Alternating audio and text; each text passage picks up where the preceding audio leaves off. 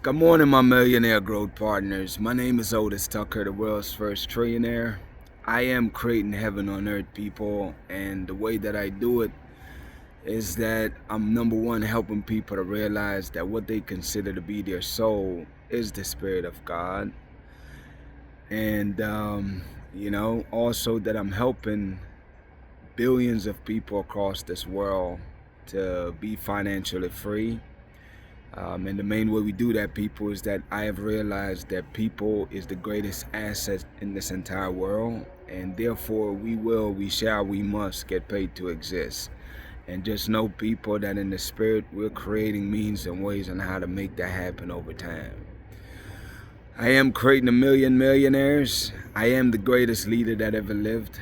I am God, people, and most important is that I manifest the words I speak. My message for you today, people, is that having faith gives you your higher self. Choosing to have faith, people, will help you to be the greatest version of yourself. That's essentially what I'm saying. And here's what that looks like. Obviously, we know to have faith is to really have a belief, confident knowing, a sense of knowing, like a belief in the things that we cannot see with our physical eyes, but we believe it to be so, and that's choosing to have faith, people. So therefore, it's like the visions that you receive from God. In order to attain them, is that you must have the faith and the blind belief, people, that the vision that you see is your reality, not your present circumstances. But beyond that, people, is that a couple of things I want to talk about when it comes to faith. Now, it's easy to believe in things when there's signs that it's happening, you know? But what I want for you, people, and this is how you're shaped and molded into being the greatest version of yourself, is that in order for you to go from where you are, your present self, to being the highest version of yourself, is that you must go through the test, people. It's like you have to go through the fire, man. It's like you have to deal with the challenges of life that God put in your path, not because He's trying to punish you, not because He's trying to delay you per se, but there's valuable lessons that you must learn in order for you to be able to handle what God have in store for you. And that's something that I had to learn, man, is that delay does not mean no. It just means, not yet. I need to develop whatever those skill set is that God deems necessary in order for me to be able to uh, deliver on His promise for this world. You know, it's like, it's like you got to look at it like this. It's like having a job, man, getting a new job. You know, like you got a promotion. You've been working with a company for years. Let's say they promote you to being the CEO. Well, if you did not have or learn the management experience along the way to prepare you to be an effective CEO or manager, business manager, then you're going to be unsuccessful in that new role, you know? And what is the point of doing something that you really don't know how to do or can't do? So it's like we're not going to school like classes for this. So it's like God is using nature, He's using the universe, He's using your life predicaments to train us, people, to get us the qualification that we need to be able to handle what He have in store for us. You know, those situations where you have to deal with embarrassment and humiliation, which is one of the prerequisite in order to really do God's work, is you have to get rid of your guilt and shame, because it's like when you get rid of the embarrassment, not get rid of it, but it's like you embrace the embarrassment and be like, that's okay. You know what I'm saying? What that's doing, people, is teaching you humility. And you can't be God's servant if you're not humble. So it's like you have to be willing to face humiliation, to face embarrassing situations, and be okay with that, where you don't look at it as being defeated, but you understand that, okay, that's just a part of the process. Next. You know what I'm saying? Because think about it. It's like if people could just say something or do something to throw you off your game, whether it's through embarrassment or humiliation, and then you're set back for a month or two, then you're not in control of yourself, and neither is God. In that point, those people are. You know what I'm saying? So it's like God have to prepare you, man, so that way you know how to handle those situations when they arise, you know? And all of that, people, comes from faith, man. And everything ties directly back into faith. Is that in order for you to go from where you are to being the greatest version of yourself, you must have faith, people. You must truly and blindly trust God that He will work it all out, you know. And there's times when it's, you know, a lot, of course, it's easier said than done, but it's like you have to get to the point where you intentionally choose to trust God, man. Like I intentionally choose to trust God on a daily basis, because by myself, I would never be able to do these things in my bodily form, my physical flesh. I have to have this depth of the spirit within me in order for me to be able to see past my current circumstances, and to be able to have not only the faith, but not even the confidence, not even just the belief, but a sense of knowing that everything always works itself out. And a lot of time, again, is that I just need to focus on what is the lesson that I need to learn here, you know, because if that's what God is trying to do with the situations that you're dealing with, the challenges, it's like, okay, what is the lesson? Learn that lesson, and the quicker you learn the lesson, the quicker you can move on from it, you know. It's like if you look over your life, you realize that a lot of the challenges you have is repetitive, you know. Those comes in cycle. You're in those predicament for a while, you're out of it, you're back in it again, and it's like you keep happening over and over. That's because you have not, or we have not learned those specific lessons. So it's like we have to be aware of what the lessons are that we need to learn, and get busy applying ourselves so that we can learn the lessons that are necessary, you know. But above all of that, people, is that I want you to intentionally today choose to have faith, man. Choose to just believe and know. Get to the point where you know that everything that you see must materialize, must be manifested over time. But it all starts with faith, people. Always choose to trust God, man, and just know and believe that everything is going to work out for your betterment, because that's the facts, all right? Anyways, man, shout out to my co-creators of Heaven and Earth International. This is where people, as a collective, we are indeed creating heaven on earth. And the way that we do it, people, is we're doing it energetically. See, we understand that energy is everything, and everything is energy. So therefore, every single day, what we're here to do is inject positivity into this world. Every single day, people, we are intentionally choosing to inspire and motivate people. We are intentionally making sure that we're smarter than the way we was yesterday. Every single day, we choose intentionally to grow, to learn something new, to try something new, to go in the unknown, to do the shadow work that we need to do, you know? The areas of your life that scare you, we're facing our demons, people. And eventually what happens is, without realizing it, is that you become so healed. And one day you wake up being the highest version of yourself. And that's really what the difference is between who you are right now and you being the highest version of yourself, is that you must do your shadow work. You must face the things that scare you. You must work on yourself, man, every single day to be a bigger, better person than you was yesterday. And if you're doing that every single day, I don't care how much progress you're making, I'm telling you, people, you know, you look up one day and you're like, wow, how far I've come, you know? And that's got to be your thing, man. Every single day, work on yourself, you know? Anyways, I say this. For people that are part of this collective, of course, you're reaping the blessings of God. The blessings of God is things that money cannot buy, people. So it ain't something you accumulate enough money and buy. You have to basically embody these right here. And as you tap into the Spirit of God, these are your rewards. Number one is peace, people. You will experience a peace like you've never experienced before.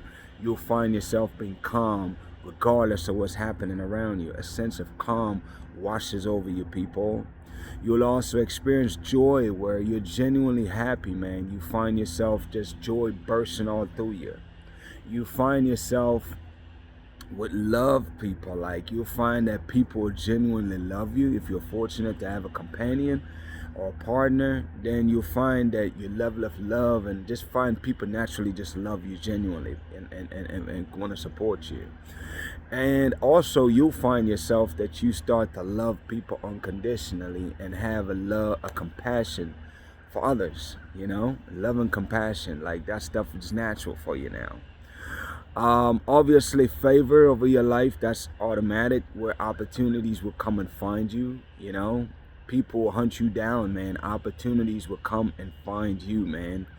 And you'll find yourself being invited to places that you never even know exist, much less being able to get yourself there. That's God's favor, people.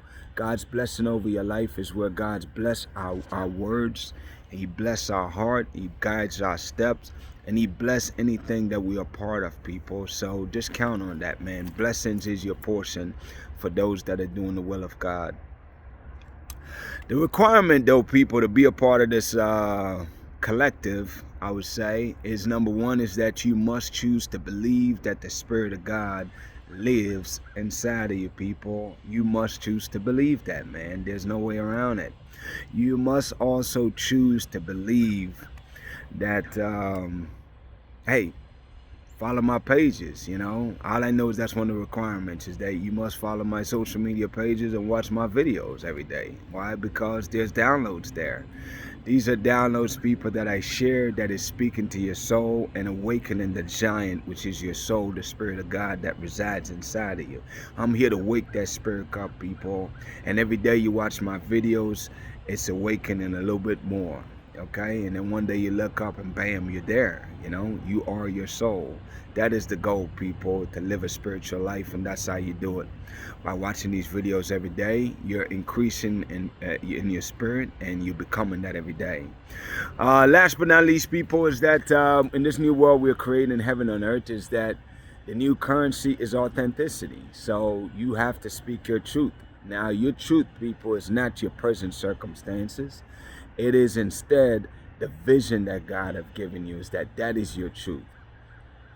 That is your truth. So when you speak about your truth, people, speak about, your growth, things that you're working on, but more or less talk about where it is you're going, not where you are, where you're coming from, because that's the past at this point.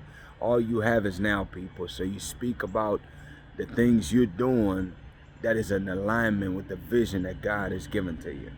That's your truth, people, and that's what inspires and motivates people, especially when they see your physical present circumstances. That inspires me even more, because you have the tenacity and the ability to see past your current circumstance and instead choose to be the vision that God has given to you. That is truly a blessing to be able to do that, people. And that's what God wants you to do. Practice that every day. Grab your phone, videotape yourself, post it, man. People's breakthroughs are tied to you. Shout out to Jamaica, man, who is the eye of this world. Shout out to Africa, who is the mother of this world. Shout out to the entire Caribbean and African diaspora worldwide, people. I'll say this much, man. I definitely want to talk about both Andrew Holness and ABM Traore. Over there in Africa, it's different, obviously, than the Caribbean. You know what I'm saying? And Burkina Faso is not the same circumstance as Jamaica. So I definitely respect different qualities from different leaders, I definitely like the innovation of ABM Traore, where his mind is like a freaking machine, man. This guy come up with all kind of ideas to be able to transform his country from a deficit of food security to being a surplus, where he's shipping food overseas, and watching how he's done it. Whether it's taking out the prisoners out of jail and putting them on farms to go to work, to go plow the fields, or inspiring the youths, man, and creating programs where I think within 1 year he had about 8,000 new farmers, man, that he took through their schooling program to prepare them to be able to dive into that space. Investing heavily in the tools he need, like tractors and all those other things. Like, my point that I'm trying to get at, man, is that when it comes to Abraham Traore, you know, for his land and where he's at, like, I mean, they're doing so much stuff. They're manufacturing their own tractors, manufacturing their own bus, they're building their own roads. I mean, like, I'm beyond impressed with his creativity and his tenacity to just be able to make things happen for a field that he have no relation in. And that's how you know God is up on his life, because that's divine knowledge, that's divine favor, that's divine guidance. Now, when it comes to the Caribbean side, when it comes to Angelonis, is that what I see as his strength is people can call, like I know in Africa they call diplomacy, you know, like when I listen to Abraham Traore, it's like, you know, he frowns upon that, but I don't see nothing wrong with negotiating and talking about terms that you want, because again, we're different predicaments, you know. For example, Jamaica right now, I export 75% is the U.S. We're expanding into other markets, but when you do that, that takes time. So it's like, at the end of the day, we're responsible for the leadership of our countries, our respective countries. So it's like, you can't cut bait and just follow the protocol of Africa, because it's different scenarios, different situations. So it's like, on this side of the world, you must be diplomatic, you know. However, though, we're not gonna ignore our sovereignty, though, and we're not gonna sign up for deals that is not in the best interest of the country. So one thing I applaud Angelonis for is creativity when it comes to public-private partnership, you know. The reason why our debt is so low is because he's been able to persuade investors in strategic partnerships. And I say this much too, man. It's like, for example, on whatever the damn highway is from Otis Tucker to Kingston, man. You know, when the French was building it, they ran out of money and that project was stalled. A Chinese company came in and said, we'll front the damn thing. Give us 1,000 or however much acres of land and let us collect toll for 30 or 50 years. And they put up the money, whatever it was. I think it was almost like $1 billion. Now, if the thing that I really dislike about people that criticize this man is like, okay, well, what did you want him to do? You know, he have somebody that's offering to fix the damn road for free to cut the trip from 2 hours to half an hour from Ochi to Kingston, and you're complaining. It's like, well, what did you want him to do, man? My point is this, is that I'm not opposed to diplomatic solutions to problems. And that's something that Angelonis does very well. Now, obviously, we have to make sure, though, that we don't sign deals that freaking handicap us. Like, we don't want to give exclusivity to our mining for X amount of blank years. Maybe we'll do duration, whether it's 8 years, 10 years, or whatever the case is. And we also have the right to withdraw the contract for any damn reason whenever we're ready. You know what I'm saying? Whatever stipulation. And we sure as hell not going to take less than market value for whatever the heck we're selling. And we have the right to add value to our resources before we ship it. We're not going to allow a company to come in and take our raw material like they've done for Backsite for decades. You know what I mean? Where we're shipping our raw materials, getting pennies on the dollars, where we could be making tens of dollars. You know what I'm saying? Or way more money by adding value, by creating a product right there in Jamaica and developing industries. So it's like just knowing both sides of the fence. Angelonis is definitely really good when it comes to diplomatic solution, and I don't see nothing wrong with that, as long as sovereignty of Jamaica is first priority, and make sure that with any decision or contracts that's signed, it must be in the best interest of Jamaicans. If it's not, then why are we doing it? As long as that qualification is met, then it's a good deal. If not, then shit, let it go, man. We can wait. You know what I'm saying? We waited this damn long, you know? And obviously, I'm hoping that as time goes by, we find better solutions, though, where we can do maybe a deal in one segment, but also build with Africa, where we learn from Ghana with their gold refinement, Burkina Faso, their mining process, and eventually have them team up and help us to invest in Jamaica. So some of that money that we generate benefit not just Jamaica, but Africa. And we could do that for many industries. Right now, I know they're talking about doing direct flights from Nigeria to Jamaica. I'm really excited about that, because that stops what limits people from traveling right now is those transit visas. So it's like, to have direct flight from Africa to the Caribbean, or Jamaica in general, more specifically, it's a no-brainer. It's going to boost our cultural exchange. It's going to boost tourism. There's nothing but positivity that can come from that, people. And I'm just excited, again, For only skills in his administration is doing those diplomatic relationships with countries across the world, you know? So it's like, I just want us to know the difference between the two leaders, and neither one is wrong, but I believe that each one have strengths and they can learn from each other instead of just bashing each other. As far as that goes, people, I'm gonna leave it at there, man. I say this before I split this segment, is that always remember this, people. United we stand, divided we fall. We'll always choose to stand united, regardless of the circumstances. Not only when it's convenient, we'll always choose to stand united, and each one teach one. Whatever one person know that the other one can benefit from, them it teach that information. Help each other. We're only as strong as our weakest link, man. Anyways, that's that. Shout out to well, not shout out, people. My declarations, people, number one is that you are a millionaire. You are married to the person of your dreams. You have amazing health and is in the best shape of your life, man. My prayer for you today, people, is that the spirit of God inside of you, man, will lead you to be your higher self, because that is the ultimate goal, people, is that as you become your higher self, everything follows. So let's keep working on that, people. I believe in you guys, man. We'll talk tomorrow.